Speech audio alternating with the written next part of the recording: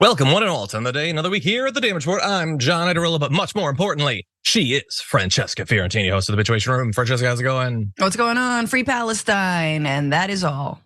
And that is well, that's not all. I mean, we're gonna give people some updates on that, but okay, that's all. We're moving on. That's all I want. All I want for Christmas is a free Palestine. Thank you. Yeah, I mean, I think what you're more likely to get for Christmas in that area is going to be horror. Not to start off on a down note or anything, but it's not looking great. Just gonna tell people that. Nope. Yeah, but Biden's standing up to it. Don't worry. Don't you worry. Yeah, he sent out a tweet. We evaluated it. We did. Just because you mentioned this, I was going to do this a little bit later on. I just wanted to give people a couple. We're not going to have like a big talk, but I wanted to give people a couple of the quick updates on some of the stuff we talked about at the close of last week. Apparently, allegedly, inside of the first 24 hours after the ceasefire ended, and both sides are saying the other side violated it. Who the hell knows? 700 Palestinians have been killed. Yeah. Which, if that was the total death toll for the entire thing, it would be horrific. That was one day. And, on top of that, so we found out that the IDF has been, it's been dropping leaflets with QR codes on it into the area to tell people which grid sections, because Gaza doesn't exist as like an organic place with culture and locations and all that. It is now chopped up into grids. Oh my God. That they need to flee and just more south. However far you are, go more south, go more towards the coast. And I'm sure those areas won't be bombed tomorrow or anything. So that's going on. And there's also reporting on Netanyahu. This is again, because they talked about this earlier in the conflict, but he is going to the leadership of both Democrats and Republicans in Congress.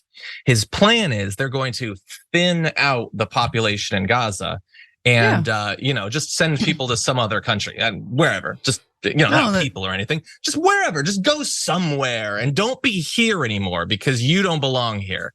It's just it's horror in every sense of the word. Existential, deep, cosmic horror, what we're seeing play out.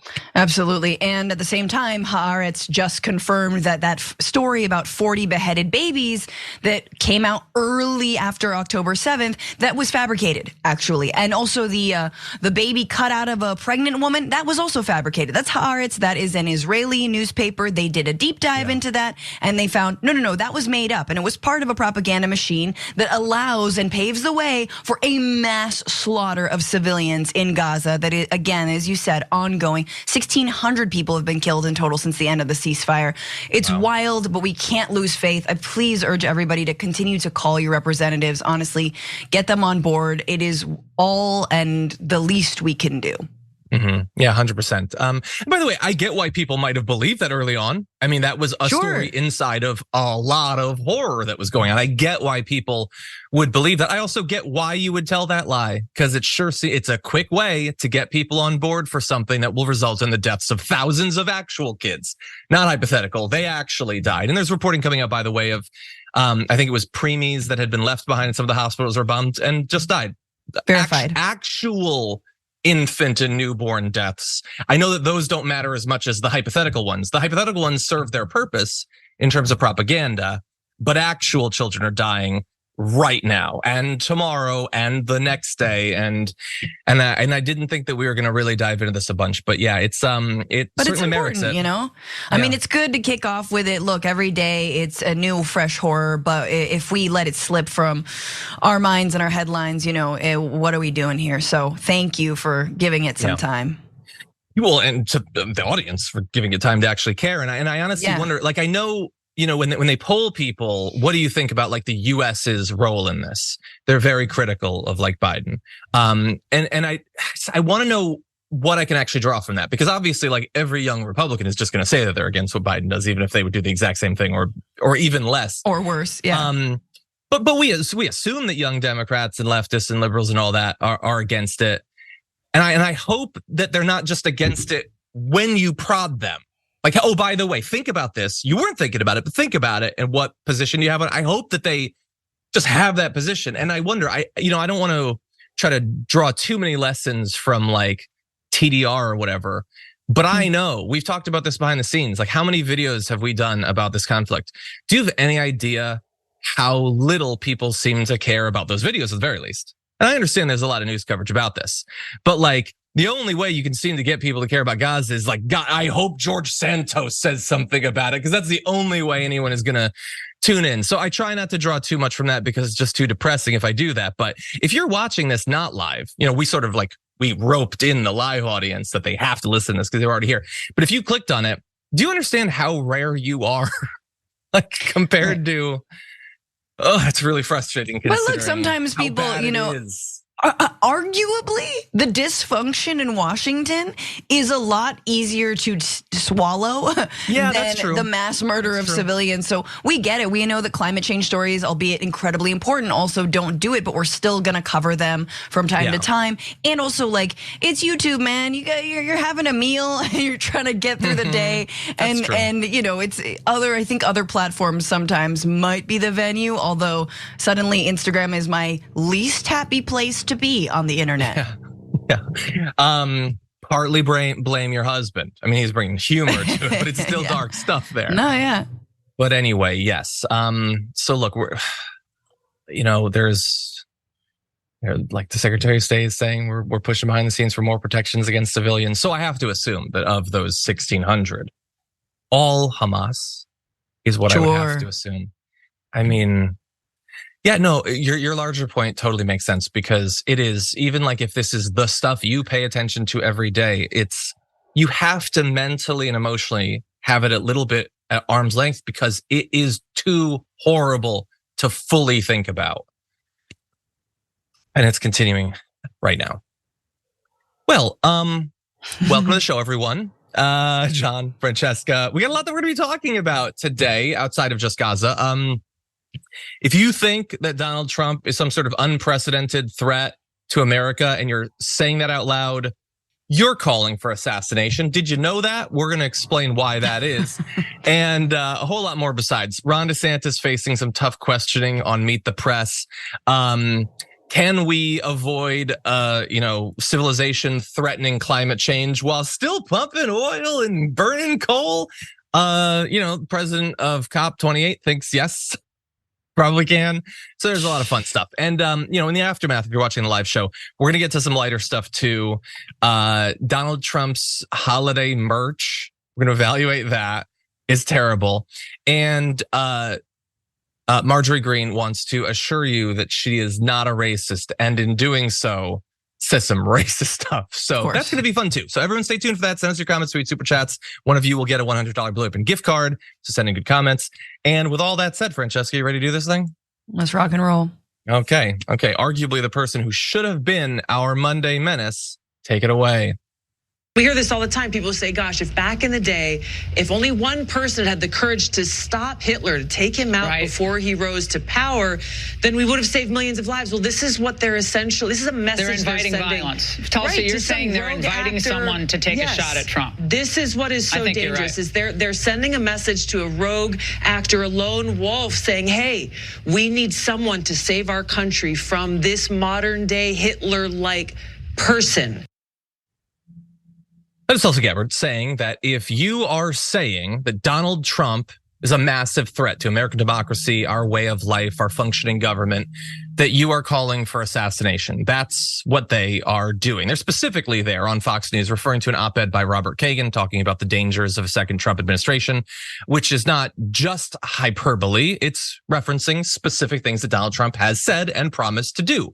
His incredibly violent rhetoric, which we're going to jump into. Actually, I'm just going to jump ahead of that right now, because what I found interesting is that Donald Trump, who is very specifically calling his political opponents vermin, who he will root out.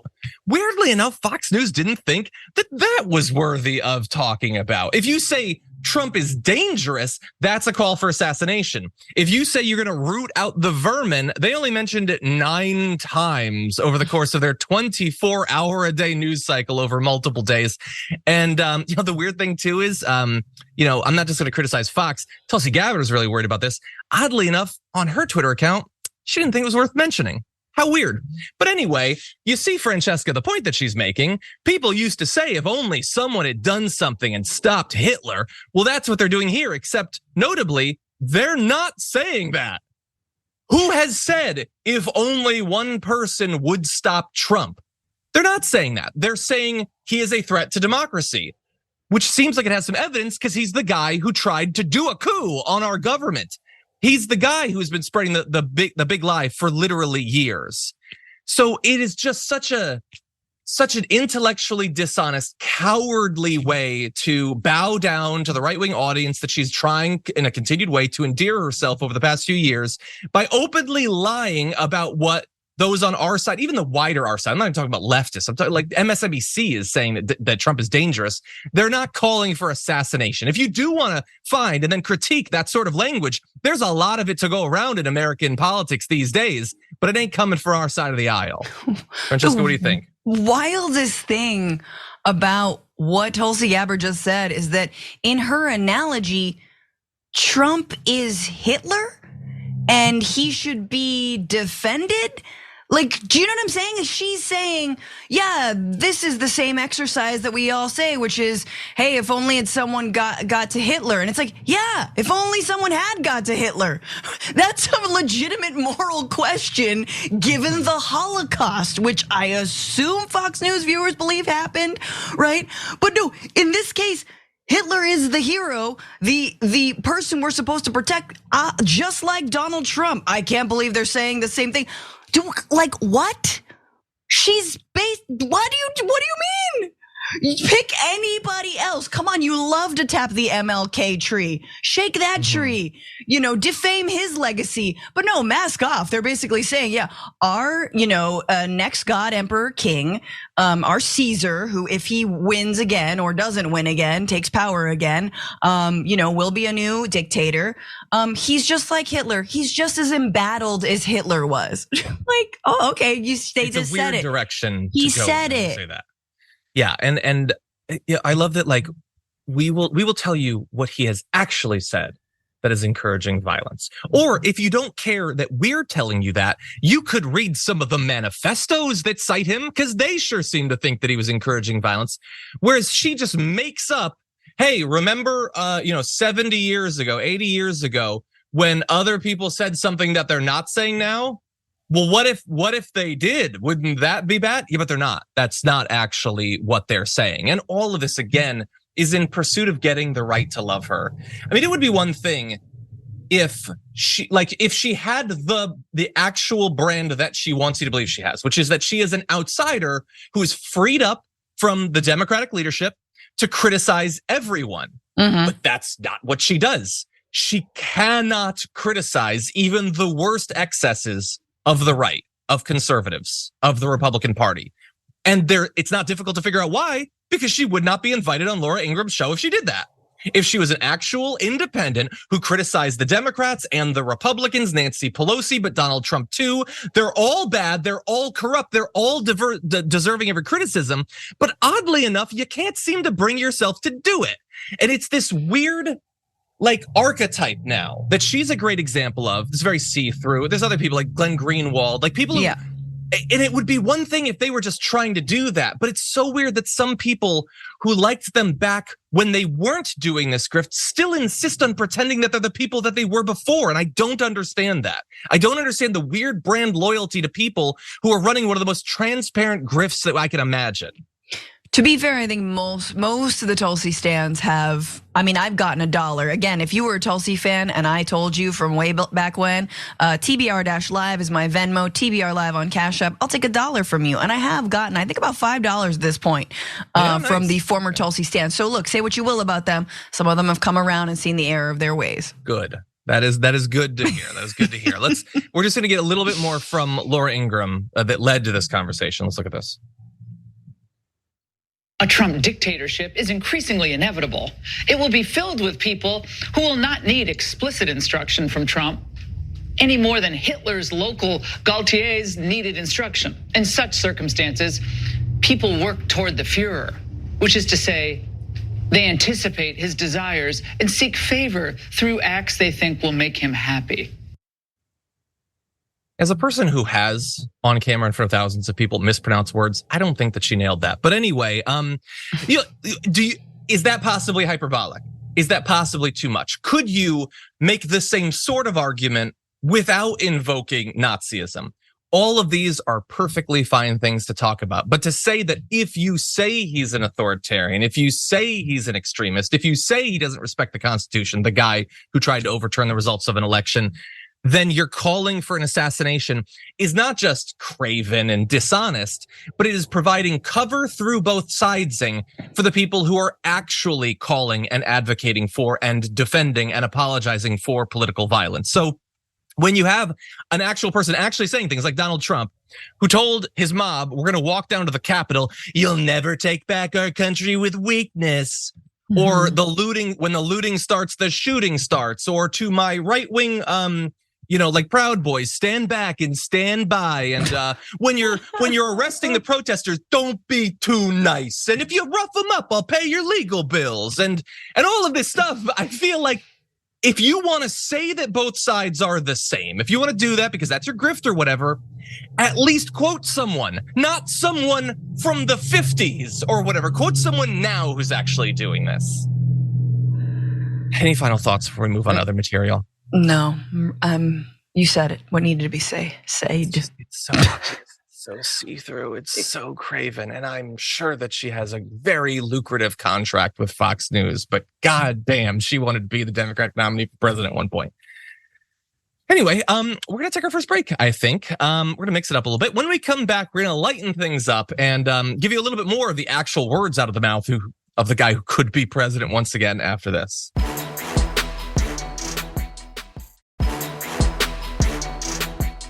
We've been waging an all-out war in American democracy. You look at what they've been doing. Is his brain a solid or a liquid at this point? I really think someone needs to get in there and see what is the state of matter of Donald Trump's brains, because he's throwing out some really weird lines. I think it's like when ice cream completely melts in your car and then it refreezes and it's never quite the same. It's like freezer burn. Is I think the state of his brain. He's got freezer brain burn. There's some crystallization going on in his brain. Yes. So look, Donald Trump is doing rallies, and at rallies you have to speak a lot. Now, bear in mind, much of what he says is the same thing over and over. He's been delivering the same lines for years and years at this point, and yet he still manages to throw out these bizarre attempts at points.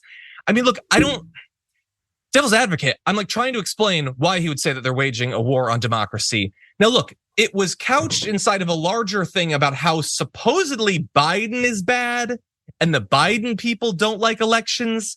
So while he's not actually saying that they're the ones waging the war, maybe we're supposed to fill in the gaps or whatever, and even he can't follow his stream of consciousness.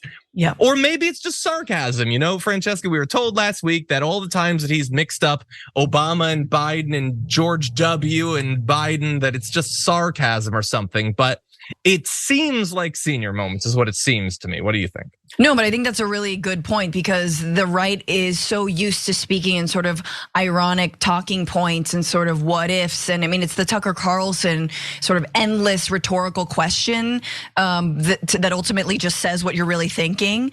They'd have you believe that we want all of the immigrants out. They'd have you believe that it's okay that we accept them. They'd have you believe that we want to put them into ghettos and then exterminate them. And you're like, I think you're just saying the thing. I think you're just saying what you want to do. And so, yeah, I don't know in what context, but it just washes over. So at this point, John, and this is the real question, the right, I mean, the left and Democrats are always talking about democracy. What about democracy?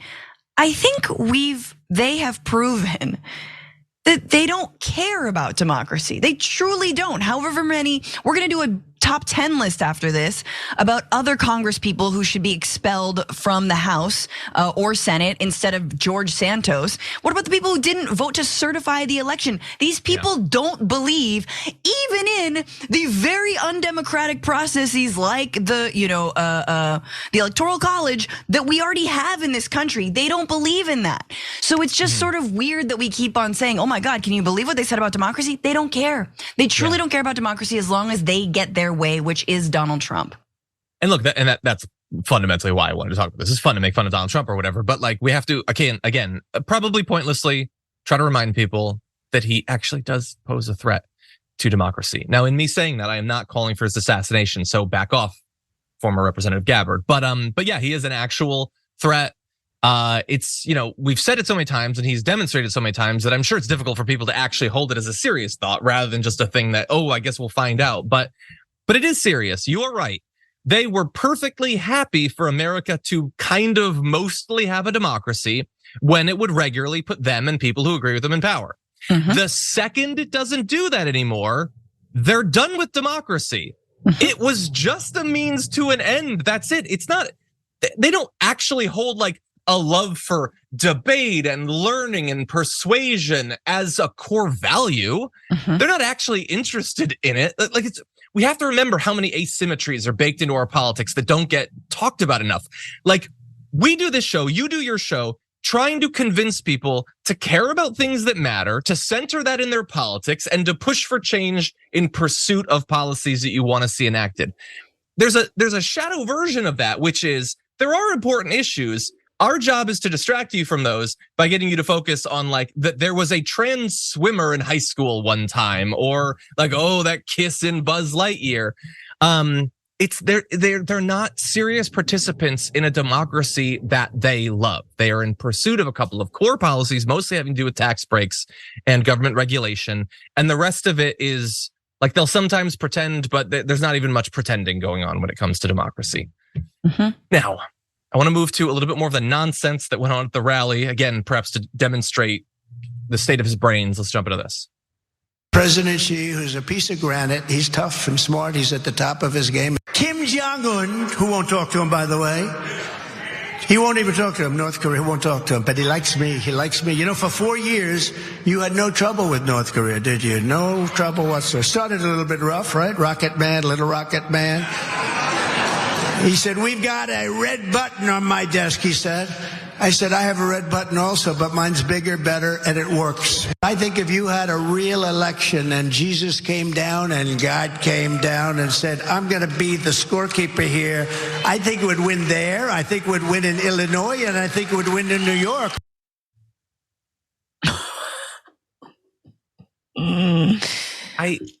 There should be an intervention in the middle of this rally. What is wrong with your brain, buddy? What's going on in there? Like, look, if you need a better demonstration of what decades of adhering to the now traditional American diet does to a brain and a cognitive state, that is it. They're octogenarians, John. I mean, look, this is not that bad. This is actually, I just give this like an A- for Donald Trump at this point. Like he got the mine's bigger, mine's better, and it works. That's a solid line, completed. Okay. Completed. Sure. And arguably, Jesus is the scorekeeper for all the heinous things that happen on earth. You know what I mean? Everyone thinks that Jesus is gonna save us. No. Jesus is there like, yep, famine, genocide, demagoguery, love it. Back to my, pad. Mojo Dojo in the sky. It's a nice one. Mm-hmm. It's a weird, I don't know, telling on yourself that the only way you could conceive of winning is if God himself helped you. You couldn't make do with like Hercules or something, like a demigod. You have to get actual God. Hercules. Here's an idea. You'll come up with policies that are popular and demonstrate to the country that you give a damn and you'll actually try. Maybe you'll win some elections if you do that. But no, he needs God. Also, by the way, isn't everything that happens supposed to be according to God's plan? Why are they so mad about Joe Biden stealing the election? Isn't that what God wanted? I don't understand a lot about the worldview that he pretends to have, but doesn't actually have. And I actually want to demonstrate that because every once in a while he gets his opportunity to like tell evangelical conservatives that he's at least willing to pretend a little bit. Mm-hmm. And he's not good at that. And he flubs every chance for that. Here's the latest example. How do you do this? Where do you draw your strength from? We're talking about faith. How do you do this every day? How do you get up and fight for every single one of us? It's probably the biggest question I get. The second biggest would be, they're not going to be allowed to do it again. Okay, you know what that means. Okay, that's number two. But number one is, how do you do it? One of the reasons is that I have the highest poll numbers people have virtually ever seen. You're beating these people by 60 points, and we're beating Biden by a lot. this was a question about faith. It is a Christian person asking you how you persevere and how faith helps you to get through that. And he says, that's a big question I get asked a lot, but I haven't learned anything from the prior times I've been asked it, and I have really good polls. It's not that hard. No. I do have it very hard, but when I think about what Jesus went through, the persecution and the torture, all in pursuit of helping out humanity throughout the ages, and the apostles, don't even get me started, all that they went through, their travails, how can I complain about what I'm dealing with? Like, you could just throw out some buzzwords and make it seem as if you've ever read the Bible for 5 seconds, but he refuses to even do that. No, and that's a really good line, John. But you know he's been fed something like that before. You know he's been told by his team. But that is how much of a non-believer Donald Trump is. And look, I'm not here to judge. I don't believe in an afterlife. But Donald Trump really doesn't believe in an afterlife. This dude knows that when we're dead and gone, that's it. That's why he's got to lie, cheat, and steal as much as he can. He's got to crime his way to the top to stay out of jail at this point. And he knows that he awaits. I mean, I wish there was a hell so he could go there. No. But it's just a shallow grave. That is it. And people stopping by and sticking gum on it and pissing on it at 3 a.m. and then getting chased off by the private security that are going to be hired to guard his stupid grave, with a bronze statue and a massive bulge. It's going to be weird, and there's going to be it's all going to be rubbed off because when you touch bronze, it gets all gold. He's going to have like this golden bulge. He knows there is no heaven, there is no hell. This is all we've got. You got one life to live, and he's choosing it to do it and live it by swindling everybody and trying to become again a dictator. So I love that he's such a bad liar. And this is the one thing he's like, you know what? And I think in the heart of his heart of hearts, he thinks that religious people are dumb. I truly think he thinks religious people are dumb. I understand that if you're a religious person out there, you probably think these GD atheists, Francesca, John, you think we're stupid. However stupid you think I think you are, she is 100% right. Donald Trump thinks you are way, way, way dumber than that. I actually care enough about you to try to get you to think for a second about why it is that it doesn't bother you more that Donald Trump doesn't believe any of this and doesn't even care to pretend that he does. No. When the reporting comes out that Ron DeSantis literally doesn't even own a Bible, why doesn't that bother you? I understand that he really hates LGBTQ people. I get it, and that stands in. Wait, I missed that. He doesn't own a Bible? Yeah, like 5 of his aides revealed in, I don't know, Newsweek or something, that they went for his inauguration, they had to order a Bible off of Amazon because he didn't have one. Also, apparently nobody around him had one, which seems super weird because they waited for 2 days shipping. But it should bother you all way more than it does right now that none of these people actually mean any of it. They don't share your religious beliefs. No. They're in it for the money. And by the way, what would Jesus think about Donald Trump's life? Just the endless, vain pursuit of fame and fortune. Mm-hmm. Can you take that gold to the promised land? Can you get that through the eye of the needle? You're going to take your billions of dollars through there? Why doesn't that bother you more? Mm-hmm. I don't understand it. Look, I don't even think that you should look at politics exclusively through the lens of your religion. But if you're gonna do that, at least be consistent with it. Be honest about it. But I do think that there are, to their credit, I do think there are Christians out there, specifically Christians, I guess, who feel a little homeless politically right now. And I think there are Christians who really fast. I am generalizing. I do get that. I'm talking about the really right wing ones. So I apologize. It's the extremists are the ones that are left. And I wish there were someone who actually took up the mantle of like moral Christianity, but moral as in feed everyone, clothe everyone, house everyone, give them health care, make sure that people can thrive and live with dignity. Those kinds of Christian values. I'm still waiting and I'm not holding my breath. Yeah, I can't be pretend. They're so bad at pretending. Look, like Tim Scott talks about the Bible all the time. Like at least he's trying. I don't know enough about him to say if it's honest or not, but he's trying. Trump doesn't even try. I think most politicians are honest, John. I mean, I feel like when have we seen otherwise? By the way, I love the idea, as you sketched out, that the statue over his grave is going to get the same treatment that like that cardboard cutout of Trump did on the stage with Marjorie Greene. Just to get worn down in all the wrong places. Again, deeply religious woman groping the cardboard crotch of Orange Jesus. Anyway, doesn't violate my values because I don't hold these religious values. They violate your supposed values if they are what you say they are.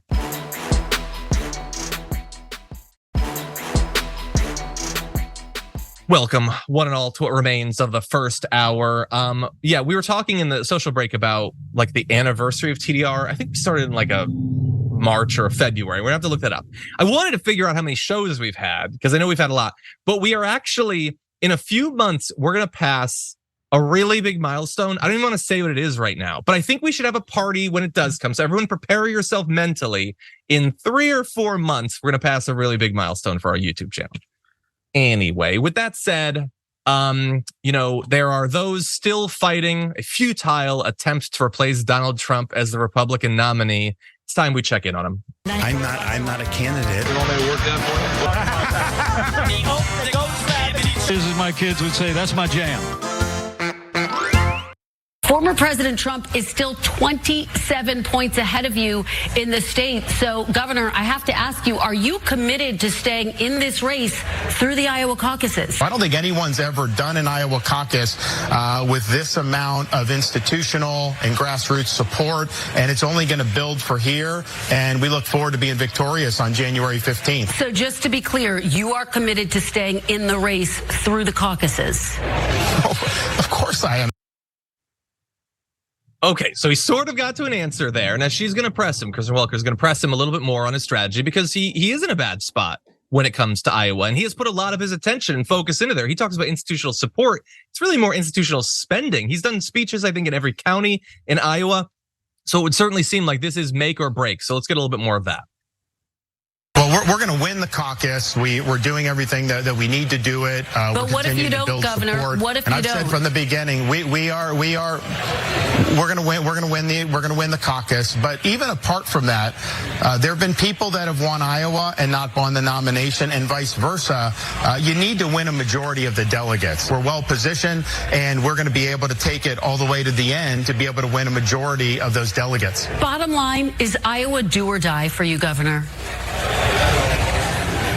We're going to win Iowa.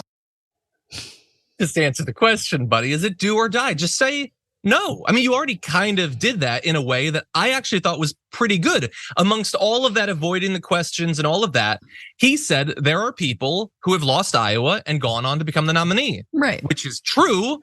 And that's a perfectly fine point. I would say I'm not in this for one battle. I'm in this for the war. And I want to win Iowa. I think we have a lot of support in Iowa, but I'm not simply going to go quietly into that good night if we lose it. No, we're going to be there until the convention. Just say that. That projects more strength than I'm going to win. He's such a coward. And on the right, especially, they love this fake feigned idea of being an alpha and all this bravado and everything. And he's just not good at projecting that. It's interesting because he's done so poorly in these interviews time after time after time that you start to realize like he knows Republican voters aren't watching Meet the Press. Like he knows if he's on Fox, he might be doing that, but he doesn't have to perform. And somehow, like every time he's like, I know, look, I understand there's a better line he could take and better tack, but like it is very hard to give like a solid answer, John, when there's like just a stream of pee-pee just trickling down your leg. And like every time he's on mainstream news and he's asked a question, I could hear it. It's just this little, yeah. You know, just slowly wetting himself. Mm-hmm. And I don't know. Yeah, just pretend, dude. Like pretend like your campaign has legs and you still have money and they're not abandoning ship for Nikki Haley. Yeah. Pretend that your campaign has legs and that those legs are not coated in a thin layer of urine. Exactly. And it's just you're just thinking about it and you're thinking, is it going to be visible? No, after the last time I started wearing blue khakis. Right. This is a waist up interview. I'm cool. 100%. Some staffer might smell something, but I'll fire them. I don't care. No one will trust them. They're a peasant. Anyway, yeah, he's really bad at these interviews. What it makes me think when I see him struggling to project strength or confidence or capability or competency is, how did he become governor? Like, I get that he won the second time after, multiple years of just turning the entire apparatus of Florida state government into institutional suppression of outgroups. Mm-hmm. That's going to play to right-wingers in Florida. But how did he win the first time? How did he beat other Republicans in the Republican primary the first time? He's so bad at this. But he's there and we're stuck with him. But perhaps not for much longer. And look, I obviously enjoy that because it makes him look bad, but I think it's a perfectly fair question for Welker to ask. They ask candidates all the time, what are the lines that your campaign, might not make it through? And the issue is that he's not just doing bad in comparison to Donald Trump. He's also got someone coming from behind. So if we go to this chart, Haley's at 10 in the most recent poll. So this is an aggregate where he still has a couple points on Nikki Haley. But in the most recent poll, he's up 1 point over Haley nationally. And Haley's leading in New Hampshire over him in New Hampshire and South Carolina. And so to say, like, if you come in third in Iowa and you're still polling really bad in the following states, are you still going to continue? I think that's a very fair question to ask.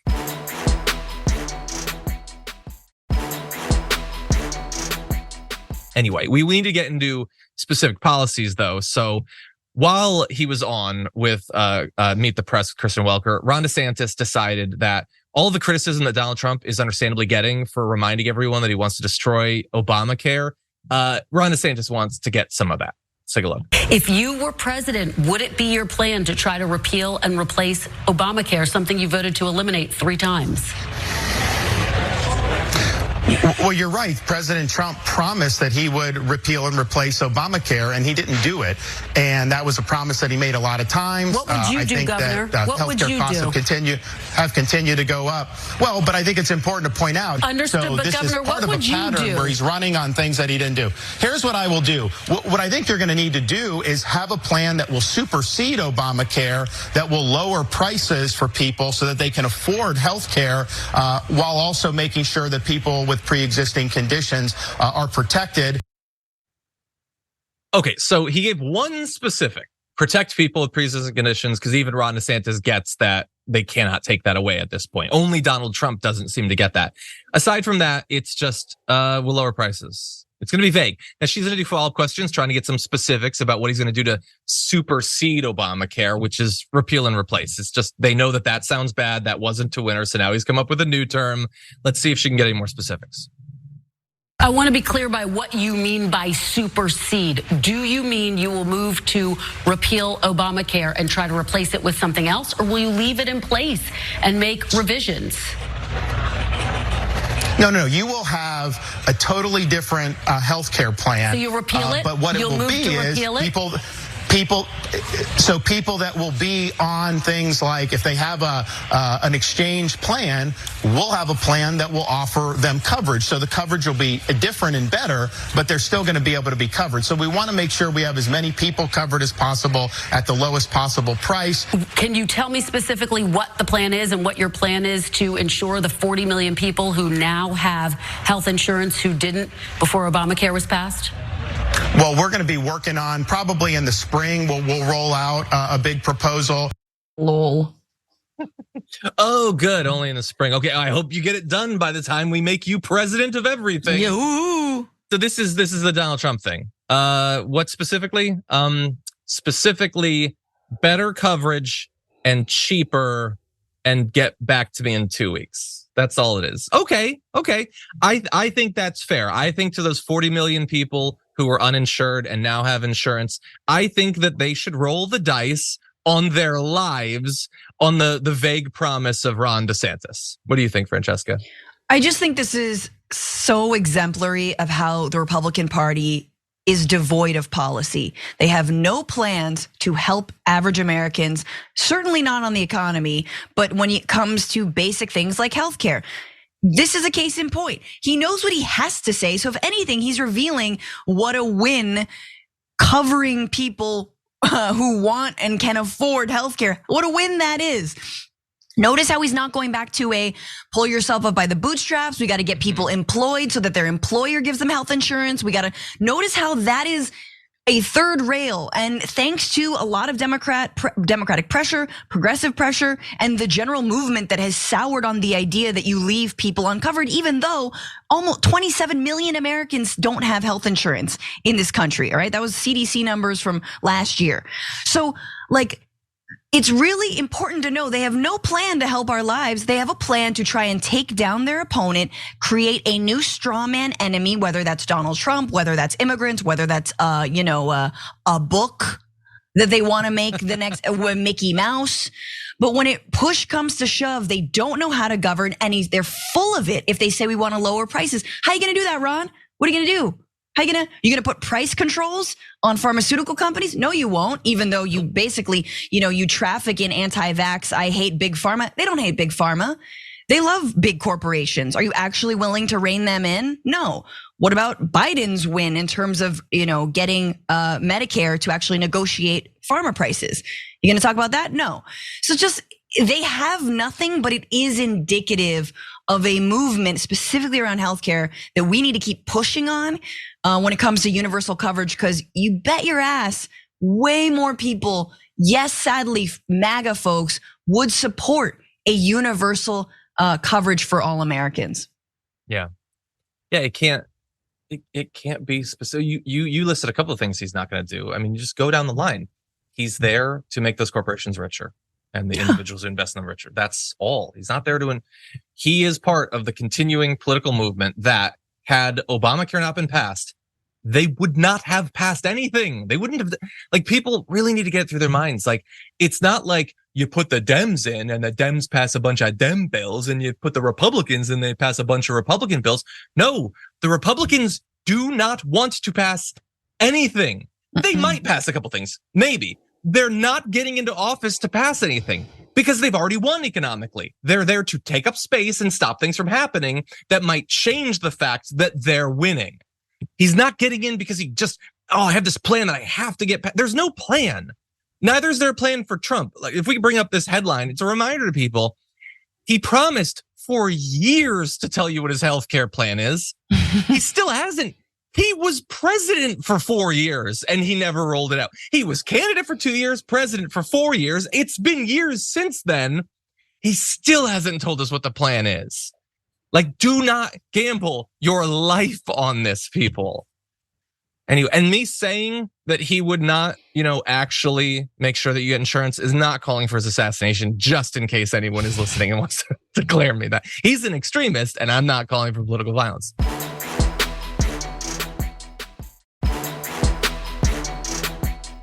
Anyway, we're rapidly running out of hour and there's an important topic that we have to get to. So whenever we're ready, we can jump into this. I accepted to come to this meeting to have a sober and a mature conversation. I'm not in any way signing up to any discussion that is alarmist. I am here factual and I respect the science. And there is no science out there or no scenario out there that says that the phase out of fossil fuel is what's going to achieve 1.5. 1.5 is my North Star. Okay. You don't need to phase out fossil fuels to get to 1.5 degrees Celsius maximum warming globally. For any random person to say that, it would be, it's a bad take. It shows that you don't understand or respect or don't care about the science. And it might be fine for any random person to believe that. The issue is that when it's Sultan Al Jaber, who is now the president of COP28 and is responsible for this, nationwide summit and focus that we're going to have internationally on what nations can do to come together and to try to get us to 1.5 degrees maximum of heating.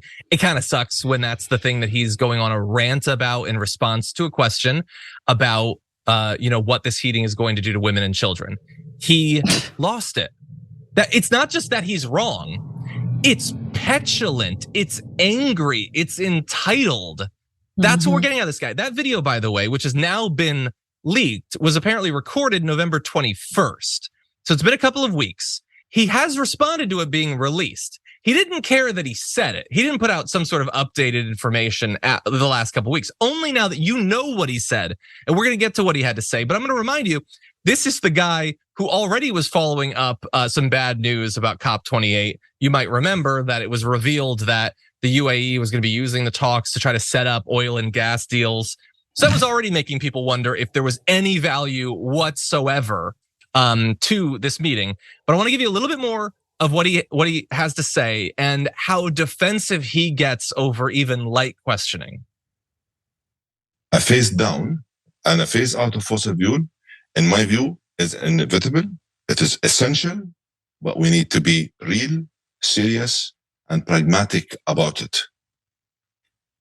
But the real serious and pragmatic doesn't take into account that we are in. I mean, I respect that you've done a lot of hard work preparing for this COP and that you've listened to the science. The science is very acute now. We don't have any time. They say 6 or 7 years. We've got to peak by 2025, latest in fossil fuel.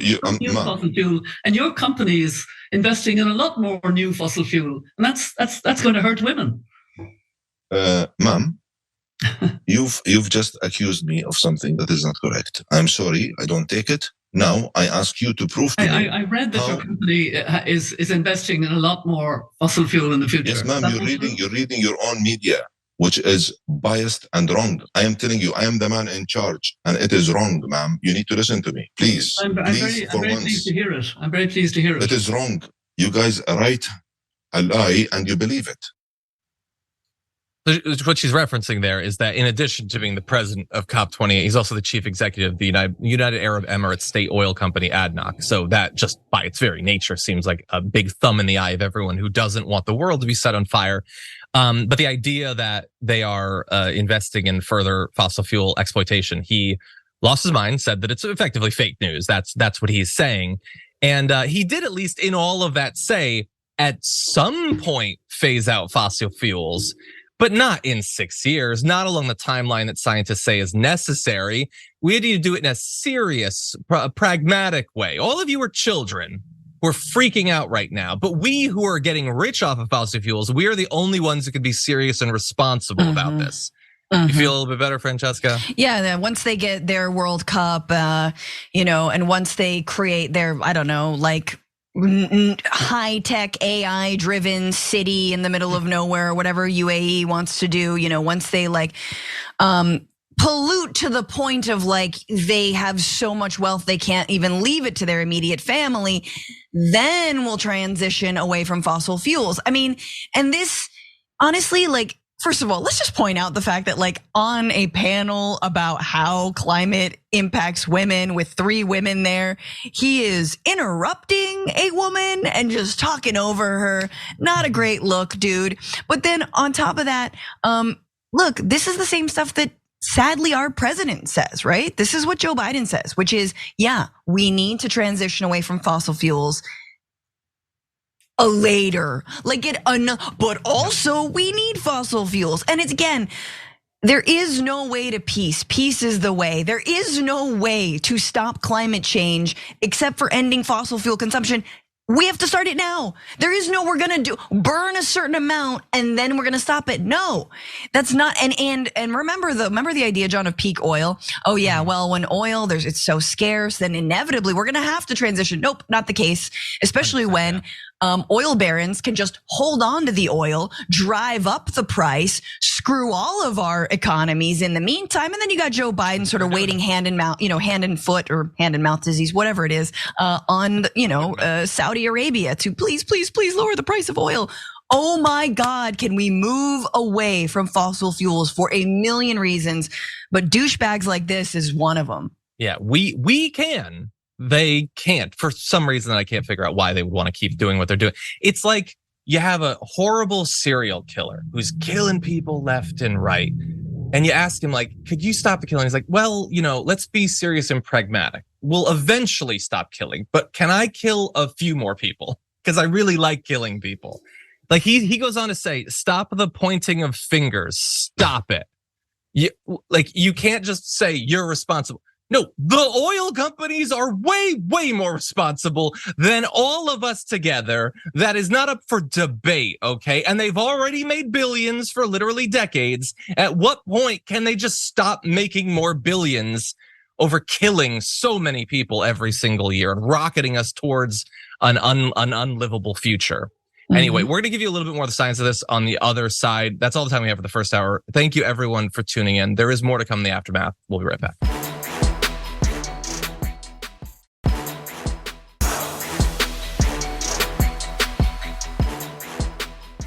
Thanks for listening to the full episode of The Damage Report. Support our work, listen ad-free, access members-only bonus content, and more by subscribing to Apple Podcasts at apple.co/TYT. I'm your host, John Iadarola. I'll see you soon.